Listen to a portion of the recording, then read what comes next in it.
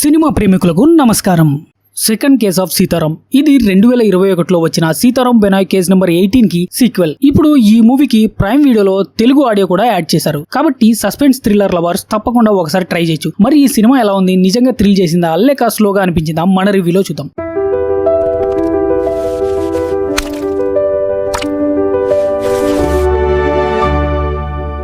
ముందుగా ఈ మూవీ గురించి నా ఒపీనియన్ చెప్పాలంటే, సినిమా మాస్ కమర్షియల్ థ్రిల్లర్ కాదు, చాలా స్లో బర్న్ ఇన్వెస్టిగేషన్ థ్రిల్లర్. మొదటి అరగంట కాస్త స్లోగా అనిపించిన కథ ముందుకు వెళ్లే కొద్దీ కేసు ఇంట్రెస్టింగ్ గా మారుతుంది. హీరో ఇన్వెస్టిగేషన్ చేసే విధానం, చిన్న చిన్న క్లూస్ కలిపే తీరు బాగుంటుంది. అయితే ఎవరైనా ఫుల్ స్పీడ్ థ్రిల్లర్ లేదా ప్రతి 10 నిమిషాలకు ట్విస్ట్లు వచ్చే సినిమా ఆశిస్తే కొంచెం డిసప్పాయింట్ అవుతారు. ఇక ఫ్యామిలీతో చూడొచ్చా అంటే ఎస్ చూడొచ్చు, అడల్ట్ కంటెంట్ ఏం లేదు. ఇక ఈ మూవీ స్టోరీ విషయానికి వస్తే, ఇన్స్పెక్టర్ సీతారాం మరోసారి ఒక క్లిష్టమైన కేసును హ్యాండిల్ చేయాల్సి వస్తుంది. ఒక సీరియల్ కిల్లర్ వరుస హత్యలు చేస్తూ పోలీసులకు సవాల్ చేస్తుంటాడు. ప్రతి క్లూ వెనుక ఇంకో మిస్టరీ దాగి ఉంటుంది. ఈ హత్యల వెనుక అసలు కారణం ఏమిటి, కిల్లర్ ఎవరు, అతన్ని సీతారాం ఎలా పట్టుకున్నాడు అనేది మిగతా కథ. ఈ కేసుతో పాటు హీరో వ్యక్తిగత జీవితానికి సంబంధించిన ఎమోషనల్ ట్రాక్ కూడా కథలో నడుస్తుంటుంది. ఈ movie plus and minus points గురించి మాట్లాడితే, ముందుగా ప్లస్ పాయింట్స్. కథలో ఉన్న suspense element. Hero Vijay Raghavendra natural గా యాక్టింగ్ చేశాడు. ఇన్వెస్టిగేషన్ ప్రాసెస్ చాలా రియలిస్టిక్ గా ఉండడం, క్లైమాక్స్ లో వచ్చే రివీల్, బ్యాక్గ్రౌండ్ స్కోర్ ఈ సినిమాకి ప్లస్ అనే చెప్పాలి. ఇక మైనస్ పాయింట్స్.